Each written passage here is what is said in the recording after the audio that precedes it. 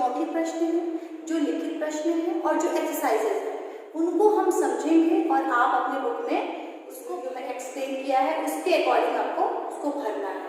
ठीक है, तो मौखिक प्रश्न जो है, क्या पहला प्रश्न है, मनुष्य की एक विशेषता क्या है? तो नोट कीजिए, मनुष्य की एक विशेषता क्या है? स्टार्टिंग में ये दिया हुआ है भाषा। मनुष्य की एक विशेषता क्या है?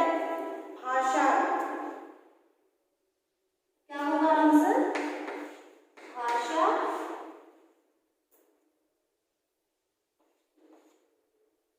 आप बस उसके सामने सामने आंसर लिख लीजिएगा, भाषा। यानी कि पेज नंबर 7 पर दिया हुआ है भाषा। पेज नंबर 7 की फर्स्ट लाइन, भाषा मानव मात्र की एक विशेषता है। क्या है? भाषा मनुष्य की एक विशेषता है। पूरा उत्तर लिखिएगा। ठीक है, अगर एग्जाम में पूछेगा एक शब्द में उत्तर तो एक शब्द में लिखिएगा, नहीं तो पूरा उत्तर लिखिएगा। इसके बाद है हिंदी का विश्व में क्या स्थान? ठीक है, कौन सा स्थान है, मतलब ये है कि हिंदी का विश्व में कौन सा स्थान है। तो कहीं कहीं बच्चों दूसरा भी दिया हुआ है, कहीं कहीं तीसरा दिया है, तो हम यहाँ पे तीसरा लिख रहे हैं। आपके बुक में तीसरा स्थान ही दिया हुआ है, तो तीसरा। ठीक है, इसके बाद है व्याकरण के कितने विभाग हैं? तो व्याकरण के कितने विभाग हैं? 4। ठीक है, अब हम देखेंगे लिखित प्रश्न। लिखित प्रश्न में दिया हुआ है कि अंतर स्पष्ट कीजिए। बुक में अंडरलाइन कीजिएगा, मौखिक भाषा तथा लिखित भाषा में क्या अंतर है? पेज नंबर 9 खोलिए। मौखिक भाषा अंडरलाइन कीजिएगा, भाषा का वह रूप जिसमें भावों की अभिव्यक्ति मुख से की जाए, अर्थात मुख से बोलकर बोली गई भाषा मौखिक भाषा। अंतर पूछता है तो आप अपने शब्दों में लिख सकते हैं कि मुख से बोलकर, मुख से जो भाषा बोली जाती है वो मौखिक होती है, और जब हम लिख करके विचारों को प्रकट करते हैं वो भाषा का लिखित रूप होता है। हो गया, एक एक अंतर हो गया। दूसरा एग्जाम्पल दे दीजिए, मौखिक भाषा का एग्जाम्पल दे दीजिए आप, समाचार वाचन है ना, और एक क्या हो सकता है, पत्र पत्रिकाएं पढ़ना। ठीक है, और लिखित भाषा में दे दीजिए आप पत्र लिखना, उसमें लिखा था आपने पत्र पत्रिकाएं पढ़ना, और लिखित भाषा में क्या होगा? लिखना और निबंध लिखना। तो एग्जाम्पल हो गया। ठीक है, तो मौखिक भाषा में हो गया पत्र पढ़ना, समाचार बोलना, समाचार वाचन को ही बोलना बोलते हैं। ये हो गया दोनों अंतर। ठीक है, अपने शब्दों में लिख सकते हैं। बोली और भाषा में क्या अंतर है? मैंने अंडरलाइन करवाया था, बोली और भाषा में क्या अंतर है। क्षेत्रीय भाषा के क्षेत्रीय रूप को बोली कहते हैं, और भाषा किसे कहते हैं? भाषा का क्षेत्र विस्तृत होता है। तो पहला अंतर तो यही हो गया कि बोली सीमित क्षेत्र में बोली जाने वाली भाषा बोली कहलाती है। ठीक है, बोली का क्षेत्र सीमित होता है, भाषा का क्षेत्र विस्तृत होता है, और भाषा के द्वारा हम अपने मन के भावों और विचारों को प्रकट करते हैं। अब सेकंड पॉइंट क्या डालेंगे? सेकंड पॉइंट डालेंगे बोली में उसके उदाहरण दे दीजिए, हरियाणवी, कन्नौजी, अवधी, छत्तीसगढ़ी वगैरह, ये सारे उसके उदाहरण हो गए। भाषा के क्या है? जैसे कि हिंदी, अंग्रेजी, ठीक है, पंजाबी, ये सारी भाषाएं हो गई, उदाहरण हो गए दोनों के। ठीक है, इसके बाद जो नेक्स्ट क्वेश्चन है, व्याकरण की परिभाषा तथा इसके लाभ। प्रश्न क्या था? अंतर में क्या पूछा था? बोली और भाषा में क्या अंतर है, और लिखित और मौखिक में क्या अंतर है। दूसरा प्रश्न पूछा है कि व्याकरण की परिभाषा क्या है और इसके लाभ बताएं। ठीक है, तो व्याकरण की परिभाषा आपको पेज नंबर 10 पर है। व्याकरण वह शास्त्र है, इसको अंडरलाइन कीजिएगा और लिख लीजिएगा लिखित का दूसरा। व्याकरण वह शास्त्र है जिसके द्वारा हम किसी भाषा के शुद्ध रूप को जान सकते हैं। अब पूछा है कि इसका क्या महत्व है, तो महत्व है इसका या लाभ, महत्व या लाभ एक ही चीज है कि कोई भी 2 पॉइंट लिख लीजिए। सेकेंड पॉइंट अंडरलाइन कर लीजिए इसका, यह भाषा की प्रकृति का विश्लेषण करता है। व्याकरण भाषा की व्याकरण भाषा को शुद्ध तथा परिमार्जित बना देता है, मतलब शुद्ध एकदम सही कर देता है भाषा को।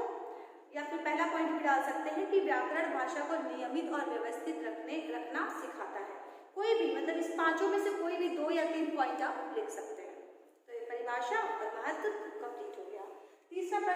भाषा की कितनी इकाइयाँ हैं, भाषा की कितनी इकाइयाँ हैं, और प्रत्येक का एक एक उदाहरण बताइए। तो आप इसको पेज नंबर 9 पर खोलिए।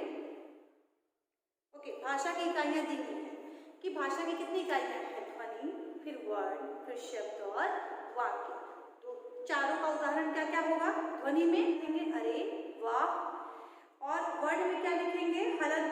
पहले तो स्वर लिखना हो वर्ण में, तो अ, ई, ऊ लिख लिया, और अगर व्यंजन को आप टच कर रहे हैं तो हलंत लगा दीजिएगा। ठीक है, इसमें दिया हुआ एग्जाम्पल अ, ई, ऊ, त हलंत, फिर म हलंत, फिर ल हलंत। ठीक है, तभी वो वर्ण होगा। हलंत लगाने का मतलब ये होता है कि वो जो ल आप बोल रहे हैं, तो ल में जो अ है वो अलग हो गया, और सबसे छोटी ध्वनि ही वर्ण कहलाती है। तो जब आप ल के नीचे हलंत लगाएंगे तो बहुत छोटी हो गई। शब्द क हलंत, क प्लस ल प्लस म, कलम। ठीक है, ये शब्द हो गया। और वाक्य, कोई भी एक वाक्य लिख दीजिए, राम पुस्तक पढ़ता है। तो चारों का एक एक उदाहरण बुक में ही दिया हुआ है, आप उसको कर सकते हैं। अगला प्रश्न है, हिंदी भाषा का महत्व स्पष्ट कीजिए।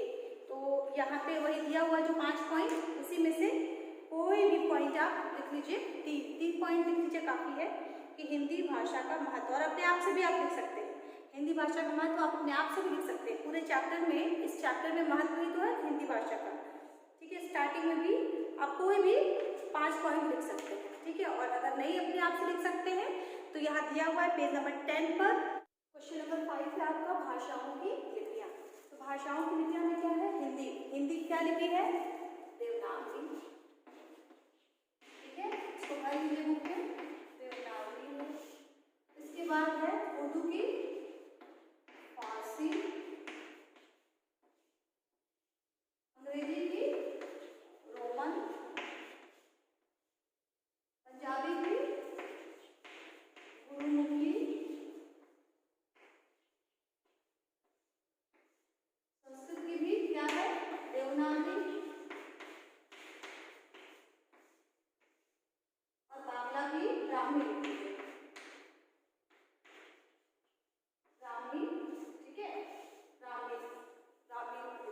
ठीक है, इसके बाद है, नेक्स्ट है कि सही के सामने सही तथा गलत के सामने गलत का निशान लगाइए। तो छठा का जो पहला है कि व्याकरण भाषा को शुद्ध रूप प्रदान करता है, तो ये सही है या गलत, ये सही है। तो छठा जो है, छठे का पहला क्या है, सही। फिर दूसरा क्या है, दूसरा पूछ रहा है कि देश भर में एक ही बोली बोली जाती है, नहीं, एकदम गलत। फिर गौ है,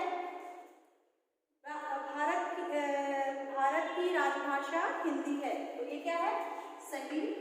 फिर घ है, ध्वनियों का मौखिक रूप लिपि से प्रकट होता है, गलत। भाषा परिवर्तनशील होती है, अंगना,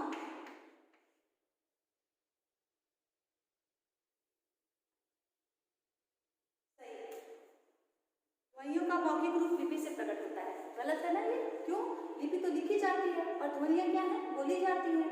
तो लिपि से नहीं प्रकट होकर के वो बोल करके हम ध्वनियों को निकालते हैं, बोलते हैं। ठीक है, फिर 7 है,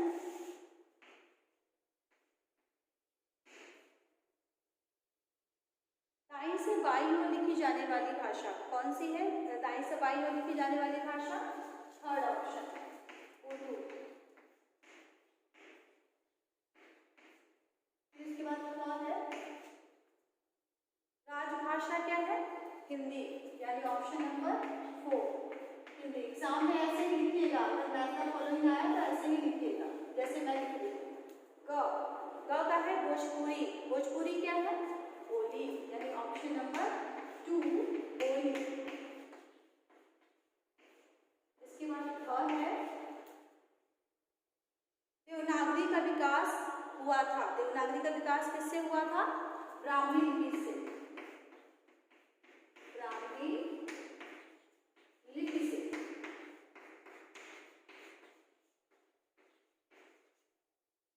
ठीक है, तो इसको कर लीजिएगा। फिर नेक्स्ट है क्वेश्चन नंबर 8 है कि उचित शब्दों द्वारा रिक्त स्थान की पूर्ति कीजिए। तो भाषा शब्द क्या है, भाष धातु से बना है, किससे बना है, भाष धातु से। फिर इसी में आगे है जिसका अर्थ है बोली,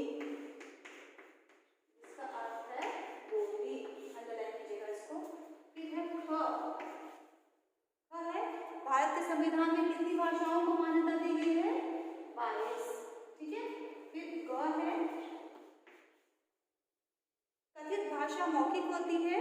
जो मुख से, किससे? मुख से। कथित मतलब कही हुई भाषा, तो किससे हुई? मुख से। फिर घ है शब्द वर्णों के सार्थक समूह से, शब्द वर्णों के सार्थक समूह से बनते हैं, ठीक है। और अंग जो है, अंग है जनसंख्या की दृष्टि से हिंदी भाषियों का विश्व में तीसरा स्थान, जनसंख्या की दृष्टि से, ठीक है, जनसंख्या की दृष्टि से तीसरा स्थान है। अब आते हैं हम बहुविकल्पीय प्रश्न। भाषा के कितने रूप होते हैं? 2, यानी ऑप्शन नंबर 1। भाषा का क्या अभिप्राय है? तो भाषा विचारों का आदान प्रदान करने का माध्यम है, ऑप्शन नंबर 4। देवनागरी लिपि का विकास किस लिपि से हुआ था? तो ऑप्शन नंबर 4 क्या होगा? ब्राह्मी लिपि। बोली किसे कहते हैं? पहला वाला ऑप्शन, भाषा के क्षेत्रीय रूप को। व्याकरण के कितने विभाग हैं? तीसरा वाला ऑप्शन, वाक्य विचार, पद विचार, शब्द विचार और वर्ण विचार, ठीक है। तो यहाँ पर चैप्टर कंप्लीट हो गया है। अब हम लोग नेक्स्ट टर्न पे और हम लोग पत्र लेखन यानी कि कॉपी पर, इसको नोट कर लीजिए, वर्णों, ये दिख नहीं रहा था, इसको नोट कीजिए, वर्णों और तीसरा, ठीक है।